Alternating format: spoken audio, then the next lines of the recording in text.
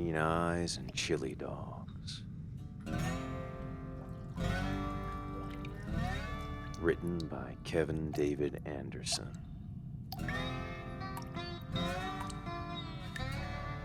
Performed here by Jason Hill.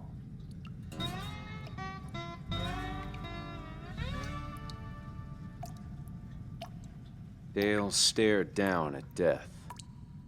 It wasn't the first time, and until his arteries finally petrified from a lifetime of truck stop cuisine, it wouldn't be the last.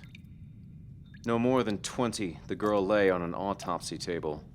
Not the modern stainless steel variety, but a porcelain antique, with aluminum legs and a drain similar to the kind found in your average bathtub. Dale hovered over the grisly scene. For a few seconds, he thought he might be dead too, a disembodied apparition. Then, the chili dogs he had wolfed down a few hours ago started doing unpleasant things to his insides. Even though he gazed down at the young woman, frozen in death during what he assumed was a premature autopsy, it was the chili dogs causing waves of nausea to ripple through him. Swallowing back the discomfort, he reached out for the poor girl. Despite a thick layer of makeup, her face had an innocent, endearing quality. He wanted very much to close those green eyes, give this one some peace, let the ferryman know that she was ready for the final journey, but his hand disappeared into her cheek, emerging out the other side. That's when Dale knew it was simply a dream. It made sense. Most everything was grainy, out of focus, black and white, except for those eyes, those piercing green eyes. He took a deep breath and willed himself to consciousness. Damn it, Dale. Wake the hell up! He opened his eyes, then shut them, stunned by the glare of oncoming headlights. Bringing a hand over his brow, he opened his eyes slowly, like a child cautiously opening a closet door, unaware of what is inside. Hey! Welcome back, sunshine, a burly voice to his left said. Glancing over, Dale saw Earl in the driver's seat of the 18-wheeler.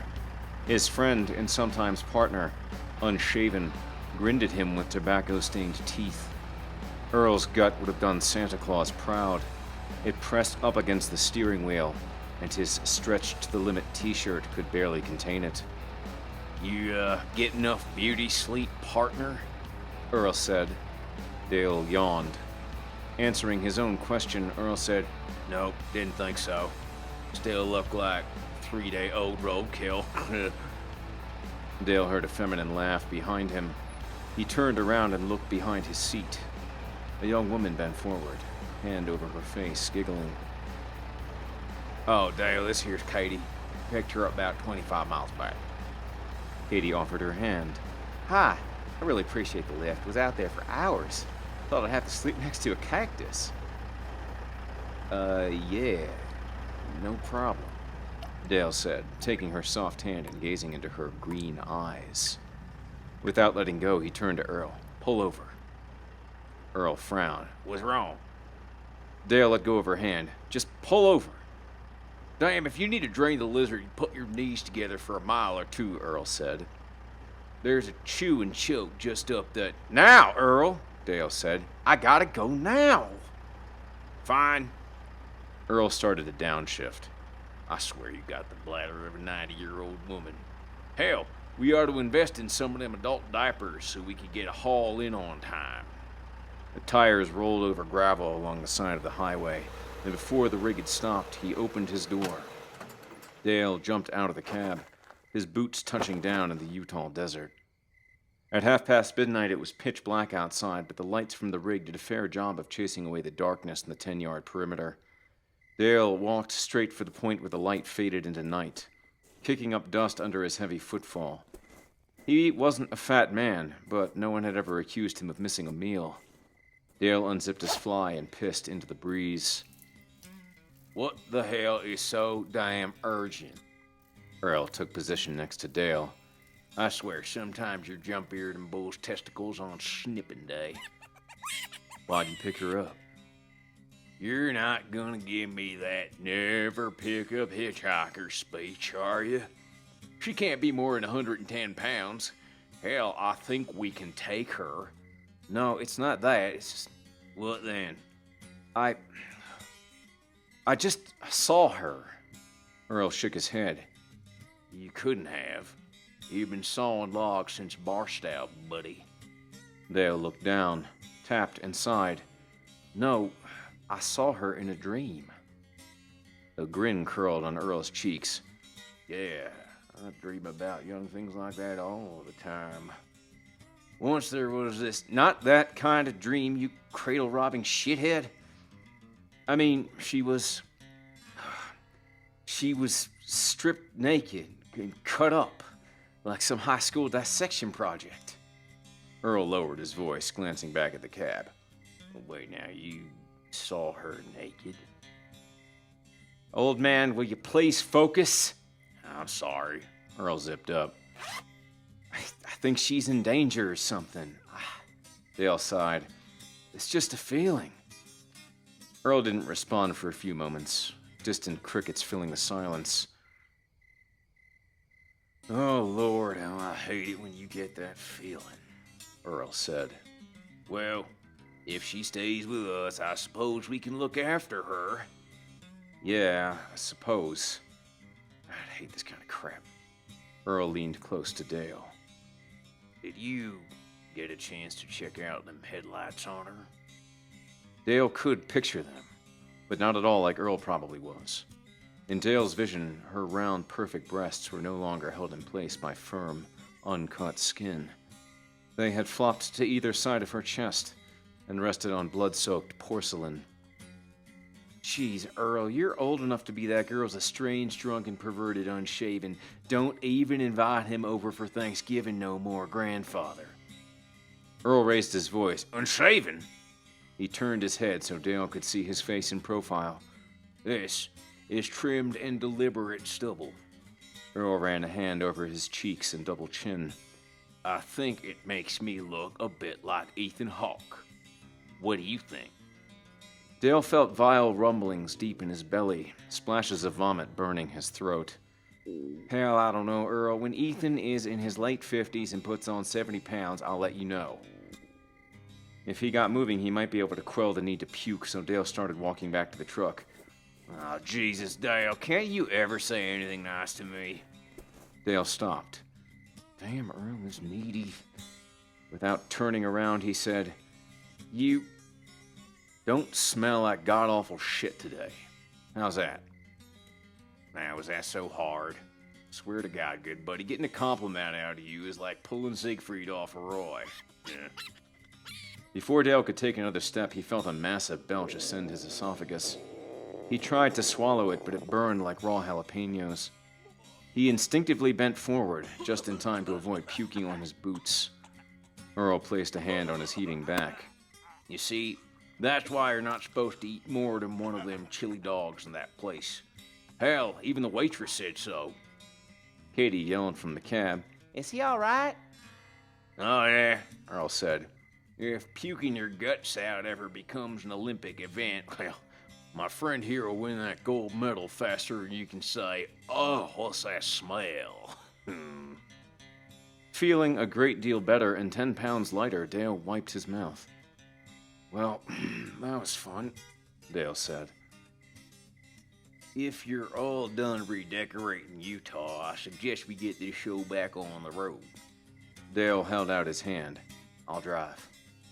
Earl pulled out the keys. All right, but be gentle with her this time. My rig's a Peterbilt lady. Unlike that Mac whore you tool around in. Earl was baiting him into another smack-talking session over whose truck was superior, but he wasn't in the mood. His throat burned like hell.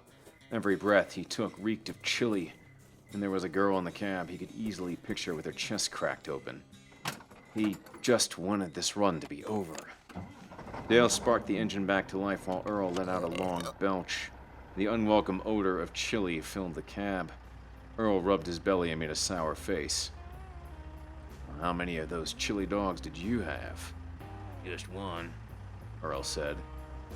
Well, Dale said, pulling back out onto Interstate 15, it's probably going to take a little longer. No, sir. Earl shook his head. I ain't puking. On the girls' pew. No offense to either of you. Katie chuckled behind them. So, where are you headed, Katie? Dale asked. Back home, she said. Salt Lake City. Christ, Dale thought. Few places on the planet gave Dale the willies, but Salt Lake City always made his hair stand on end. Even in broad daylight, the city just seemed off-kilter. All the streets spun out from the cathedral like spires in a web, trying to snare a meal for some unseen spidery god. So, do you guys drive together all the time? Katie asked. I mean, I've seen truckers ride together before, but it's usually man and wife team. Oh, unless you guys are... Detecting apprehension in her voice, Dale said, Are what? Well, I don't judge or anything. Her voice quivered. And not that there's anything wrong with that. Dale finally got her meaning. It must have hit Earl at the same time because they both responded with a deep and masculine, No! God, no, Dale continued. In the rearview mirror, Dale saw Katie wave her hands as she said, Like I said, not judging. Earl laughed, then belched. Dale fanned the smell of regurgitated chili with his hand. Will you stick a cork in it, brother? Jeez. Earl rubbed his belly. Better out than in. He turned around. You see, Katie, we're just doing a double haul. Did you notice we got 2 trailers hooked together? Yeah, Katie said. The one on the end is his. Earl gestured to Dale. Sometimes cargo needs to get from LA to Chicago in an awful hurry. Just one driver, that could take nearly 3 days if a driver is obeying the law. 2 drivers, Dale and I can go straight on through cutting the time in half.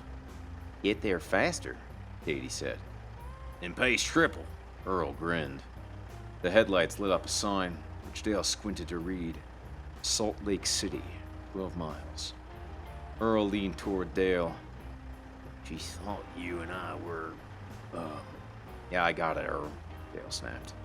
Earl sat back up straight. If I swung that way, I could get someone prettier than you, I think. He turned to face Katie. Don't you think I could get someone prettier than them? Katie laughed. I don't know, maybe. What do you think of this stubble? Earl said. Think I'll look a bit like that Ethan Hawke? Oh, yeah, a bit, Katie said. Earl turned toward Dale. Told you. Good God, Dale thought. Dale contemplated driving into a set of oncoming lights. So, Katie, he said, catching her gaze in the rearview mirror. What brings y'all home? Oh, She slumped back into her seat. my mom called me. Wants me to help with Billy, my younger brother. He's sick? Aunt Dale asked. No, just acting funny. Earl turned around. Funny how? Ever since he graduated from high school, a couple months back, he just sleeps all day. Oh, hell. Earl said. That's just being lazy. Post-graduation syndrome. Oh, it's not just that, Katie continued. Mom said he never eats anymore. He's turned pale and thin. And when he does go out, it's only ever after dark. A chill crawled up Dale's spine. He glanced over at Earl, who was looking back at him. Dale could tell they were thinking the same thing. Mom says his whole personality's changed, like he's a different person. And he has this new group of friends Mom's never seen before. Katie paused. Dale met her gaze in the mirror. The luster of her green eyes faded. Katie shrugged. I don't know. Mom thinks that I can talk some sense into him. We used to be close. Mentally, Dale kicked himself. There was, in fact, a silver cross in the glove box of his truck, kept for just such an emergency. But they weren't in his truck. They were in Earl's. Dale had no idea what implements Earl kept on hand beyond a Bowie knife. One as big as a machete, but still. Katie rested her elbows in the back of their seats. Hey, listen. You guys have been real nice to me. I'm sure my mom wouldn't mind if you wanted to come in for a minute. Use the facilities, grab a bite to eat. Earl let go with another belch, patting his stomach. Nothing to eat, thank you, but I could certainly use a quick shower. Ah, sure, Katie said, turning toward Dale. how about you? Dale sighed, wishing he were still asleep. Well, how about it? Earl said. Sure, why not? Dale said, putting on the turn signal. He eased the rig over, taking the first exit into Salt Lake City. A few minutes later, they parked on a faintly lit suburban street. The houses were big, 2 and 3 stories, and even in the night, Dale could see finely manicured landscaping. Katie hopped down. Just let me go in first and say hi, then I'll wave you in, okay? Yeah, sure. Earl closed the cab door, turning to Dale. He lowered his voice. You, think we should, let her go in alone? I think her story has already been written, my friend. Huh? Dale shook his head. Never mind. They both watched silently as Katie crossed the street and followed the walk to the 2-story Victorian. The dark porch seemed to swallow her petite form. She had been out of sight for a full minute before either of them spoke. How long we gonna sit here? Earl rubbed a hand over his stubble. Dale looked up the street. The ghost-white steeples of the Mormon temple rose like watchtowers, heaping a vigil on its flock. The looming spires added to Dale's discomfort, reminding him that there were a million places he'd rather be about now. Guess that's long enough. He turned to Earl. What you got? Earl reached under the seat and pulled out a heavy vinyl carrying case rolled up like a sleeping bag. As Earl unfurled it, Dale was pleasantly surprised to see that Earl was better prepared than he'd imagined. Throwing knives, a handgun, bullets, some silver, some not, several sets of brass knuckles. All were tucked into form-fitting pouches. I'll take the .38, Dale said, removing the revolver. He flipped open the carousel, checking to see if it was loaded. It was. As he tucked the gun in the small of his back behind his belt, Earl pulled out 2 throwing knives and shoved them in his back pocket. He reached under the seat again and came up with a Bowie knife cradled in both hands. Dale smiled as he read the large inscription on the blade. Betsy. You ready to go to work, old girl? Earl said to his knife. Dale slapped Earl's arm. Come on, old man. As they crossed the street, Earl let go another chili-laced burp. Dale frowned at him. More stealth, less belching. Earl feigned a salute and then moved up the walk. The wooden porch creaked under their considerable weight. In the stillness of the night, it seemed thunderous. Dale put his hand on the door. It was ajar. He took a deep breath and pushed. The door swung inward, and they both stared for a moment. There were only 2 sources of light in the house. One came from upstairs, very faint, distant, probably escaping from underneath a closed door. The other was bright and glaring. Dale got the impression that it was a light bulb hanging free with no lampshade to soften the glow. It shone upward, and although Dale couldn't see the source, it was apparently coming from a cellar. Gesturing with Betsy, Earl said, "Age before beauty." Dale moved inside. His boots made no sound as he stepped onto a thick throw rug. Following his instincts, he headed toward the cellar, motioning Earl to follow. The cellar light at the end of the wide hall illuminated family photos on the wall. Dale recognized images of Katie with someone he assumed was her younger brother. The siblings were pictured at different moments in their lives: elementary school, soccer team pictures, proms. As he moved down the hall, taking in the images was like watching them grow up. When Dale reached the cellar entrance, he glanced back at Earl before he started his descent. He had no doubt that Earl would always be there, covering his back, ready to take on whatever horror awaited them. But he still felt the need to check. They both took a deep breath, and then they descended. Midway, Dale hunched to get a better view and caught sight of 4 aluminum table legs sitting dead center on the cement floor. With one more step, he saw the white porcelain of the autopsy table. He paused for a moment and closed his eyes.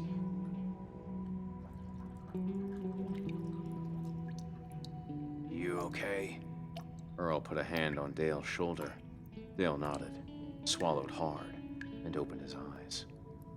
Stepping onto the cellar floor, each moved to opposite sides of the porcelain table. They stared down at Katie and her green eyes. Oh, sweet Jesus. Earl wiped his brow. Dale knew this is what they would find, but a small part of him, now crumbling into disappointment, wanted to be surprised. She looked cold, and he wanted to cover her somehow. But her days of feeling cold were long gone. I don't get it, Earl said. This couldn't have happened in 5 goddamn minutes. This took hours to do. Dale nodded. A no. And if she's been lying here, Earl paused, swallowing. who the hell did we get in my rig? Dale just shrugged. Earl shuddered as if a ghost had just moved through him. How in the hell does this creepy shit always find us? I mean, it's not like we go looking for it. Dale examined the 2 small puncture wounds in Katie's neck, very round and deep. We're just lucky that way, I guess. So what now? Earl said. Get out of here? Make an anonymous call to Johnny Law? Dale shook his head. Katie didn't bring us here to just find her. I'm afraid you were going to say that. Earl sighed. So, what's the plan? We check the rest of the house. We don't find nothing, then we wait. Great, Earl said. I always wanted to... They both jumped as an old rotary phone mounted on the wall began to ring. Dale pointed the .38 at the phone, his finger wrapped tightly around the trigger guard. Upstairs, at least 4 other phones were ringing in unison, some with electronic bleeps, others with traditional rings. After the 4th ring, Earl said, Are you gonna shoot the phone? Dale rolled his eyes and lowered his pistol. You want I should get that? It might be our bad guy calling to say hey. Earl grinned.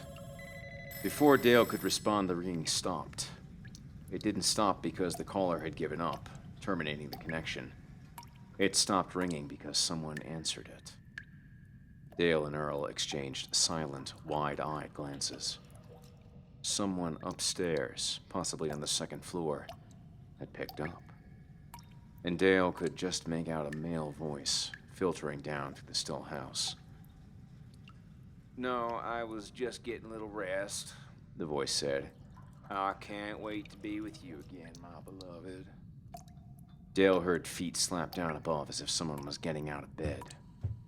Or possibly getting out of a coffin. Yes, it did take a long time.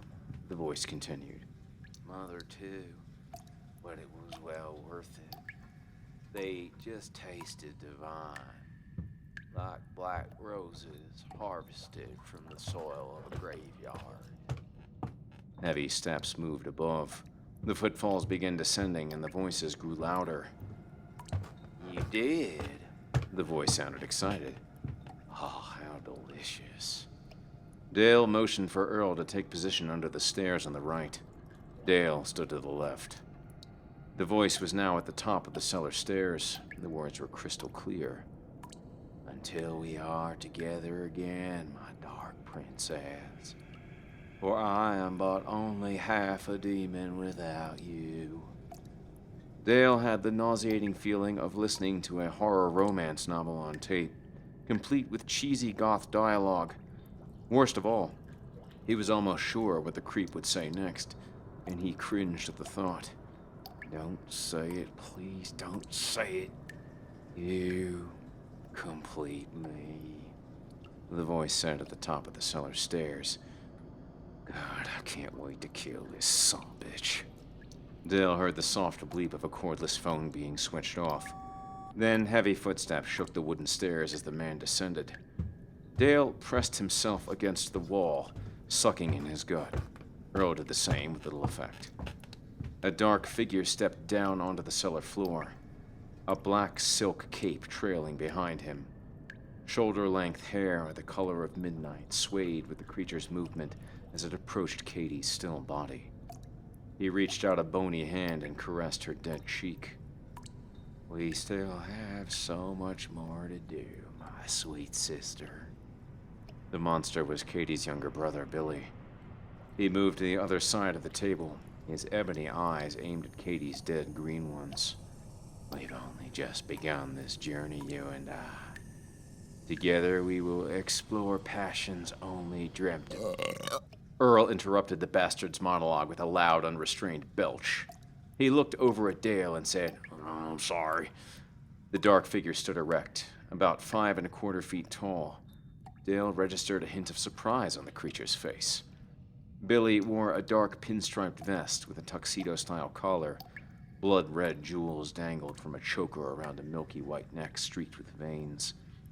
Billy raised his arms dramatically, flinging the cape off his shoulders. He bared 1-inch fangs that gleamed ivory under the naked light bulb. Jeez, Dale thought. Somebody's got Dracula envy. Foolish mortals, Billy said. Rushing down into a dark lair, knowing not what you will find. Yeah, Dale said. We're kinda stupid that way. Billy, now a bloodlusting thing, stepped away from the table. Do you know in whose presence you are in? Enlighten us. Earl brought up the knife. Billy narrowed his gaze, and his black pupils were just visible between slits of pale skin. He tilted his head down, revealing a Bela Lugosi-style hairline. I am a god of death. Dale chuckled. You mock me, mortal. Sorry, Dale said. I just thought that if and ever I met a god, he'd be, well, you know. Dale looked at Earl. Well, help me out, buddy. Taller, Earl said, raising an eyebrow. Yeah, Dale agreed, taking aim with a .38. Taller. Billy hoisted his arms like a Shakespearean thespian demanding the audience's attention. Like the night I am forever, long after your bodies have been reclaimed by the cold earth, I will continue in the darkness, forever employed by death, draining the living for my unending journey through time. I am eternal. I am the night. I am forever. Dale shot Mr. Forever through the forehead.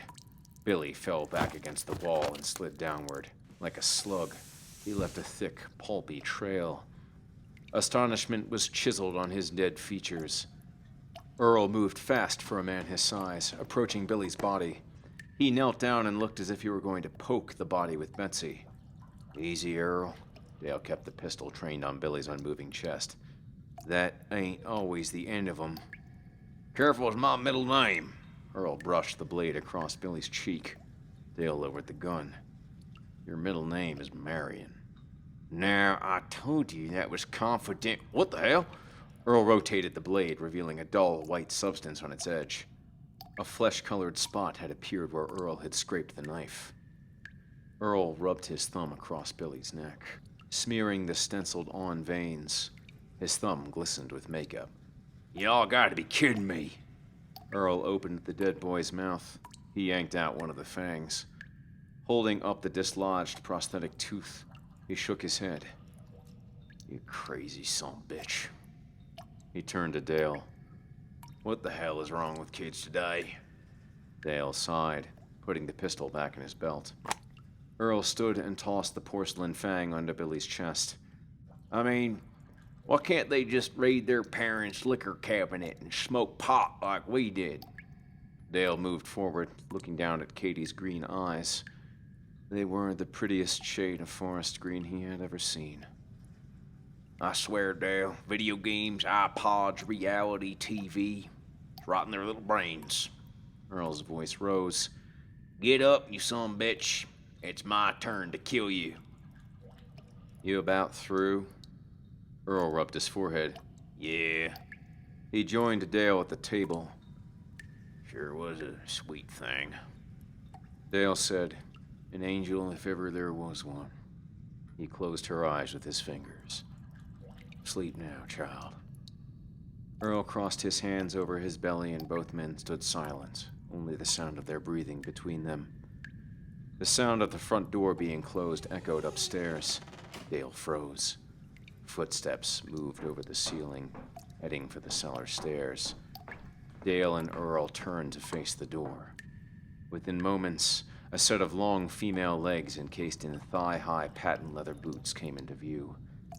They seemed a bit unsteady, as if the owner was carrying something, making the journey down the steps awkward. When the woman reached the bottom step, she froze, surprise showing through a pound of goth-styled makeup. She held a bundle 2 feet long, limp and unmoving. It was a child. Its bright pink Dora the Explorer pajamas contrasted sharply with the woman's vampira outfit. "Well, I'll be damned," Earl said. "There's a Mrs. some bitch." Without a word, the woman dropped the child. Dale lurched forward, arms outstretched. He missed the child's body but caught her head, keeping it from hitting the cement floor. The woman scrambled up the stairs. Dale pulled the girl to his chest as he felt something pass over his head, nicking his hair. One of Earl's throwing knives stuck in the thick black heel of Vampira's boot. The blade didn't slow her down. Earl grimaced apologetically. "Get that child-stealing bitch!" Dale yelled. Earl rushed past Dale and mounted the stairs. Look out, wide load coming through. Dale held the child out in front of him. "Please don't be dead." He placed a thick finger on the small neck, holding his breath. The child was breathing, and he felt a healthy pulse in her neck. He breathed with relief. "Thank you." He leaned in and caught the familiar scent of chloroform. "Goddamn sons of bitches." The child stirred. He brushed her fine auburn locks away from her eyes and stood up. "You just get some rest, sweetie. Ain't nothing gonna hurt you now." Dale looked back at Katie, understanding why she had brought them here. "You done real good, girl, real good." Then he headed up the steps. In the living room, Dale found a love seat close to the entryway. He gently deposited the sleeping child and pulled an Afghan over her. "I need to go help Uncle Earl, but I'll be back," he whispered. Dale hurried through the open front door. He took out the pistol, looking up and down the street for any sign of Earl or Vampira. On the last porch step, he felt something slick under his boot. Both feet went out from under him. He braced for impact. Ass first, he hit the brick walkway. "God damn it!" Dale rolled off one cheek, the stench of chili assaulting his nostrils. "Oh, hell, Dale, I'm sorry." Earl strolled across the lawn. "What did I slip on?" Earl stood over him, rubbing his belly. Come up them basement steps just so darn fast it jarred something loose. That chili dog just did a Mount St. Helens on me." Dale realized what he was sitting in. "Oh, man." He sat back down. "Well, did you get her at least?" Earl shook his head. "Sorry, buddy. 20 years ago, maybe." He slapped his gut. "This here body was built by Bud." "Damn it, Earl." "Hey, man, I ain't no Mark Spitz or nothing." Dale furrowed his brow. "What?" "You know, the Olympic running guy." "Mark Spitz was a swimmer, you idiot." "Oh." Earl scratched his head. "Who am I thinking of? Olympics fast-running fella." "I have no idea." Dale thrust his hand up at Earl. Earl grasped Dale's hand and pulled him up. There was a wet sound as Dale's butt departed from the walk. Dale stood, slapping regurgitated chili dog off his ass. "Exactly why am I friends with you?" "Because I'm so dang pretty," Earl grinned. But looking back at the house, his expression turned solemn. "Is the, little one... I mean, is she..." "No," Dale said. "Just sleeping. Chloroform." Earl let out a long breath. "Well, what now? Can't call local cops. We'd be here for the next few days trying to reckon all this." "Yeah, I'm not looking forward to explaining how we come to be here neither." "Well, what then?" Dale thought for a moment. "Well, I still know a few folks at the FBI. One I know could maybe keep my report of what went on here anonymous. At least the info would get filtered down to the locals." "Well, what about little one? Can't leave her here." Dale gazed out across the yard, seeing the enormous white spires in the distance. "I got an idea." "FBI?" Earl slapped his belly. "I know you don't like to talk about it, but one day you're going to have to tell me more about this life you had before we met." Dale slapped Earl's back. "Now, you know my life didn't really begin till I met you." He moved up the steps.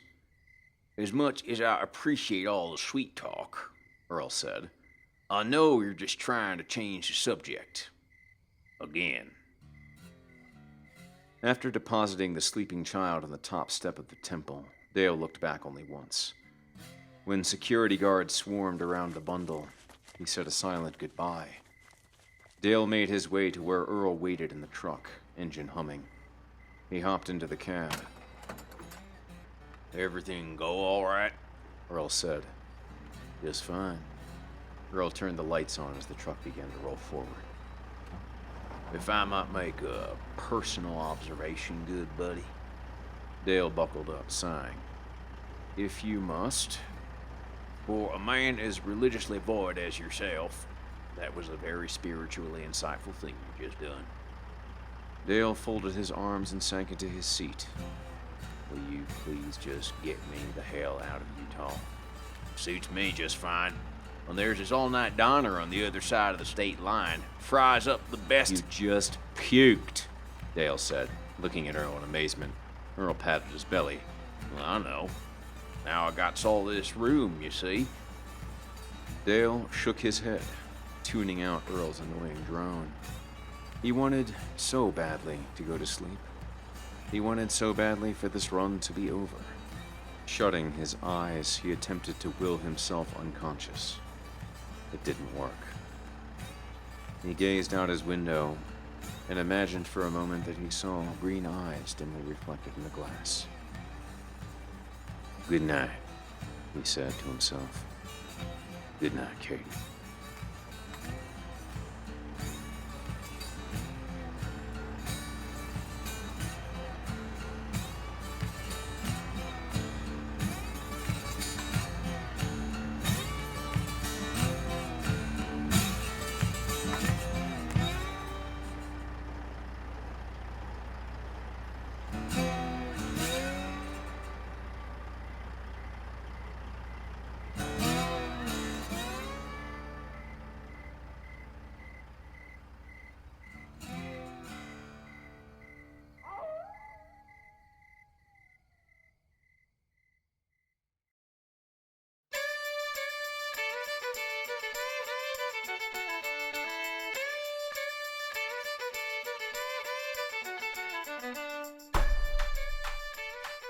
This is Jason Hill.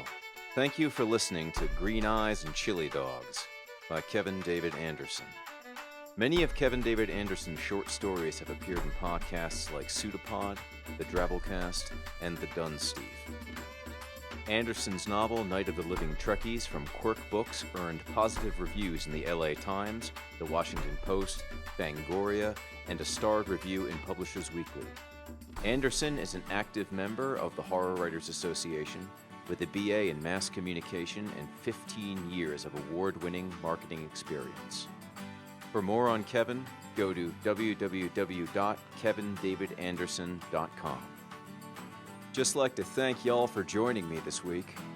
See you on the flip side. Oh, and remember, when you lie alone in the dark, unable to close your eyes, just keep telling yourself, it's only a story.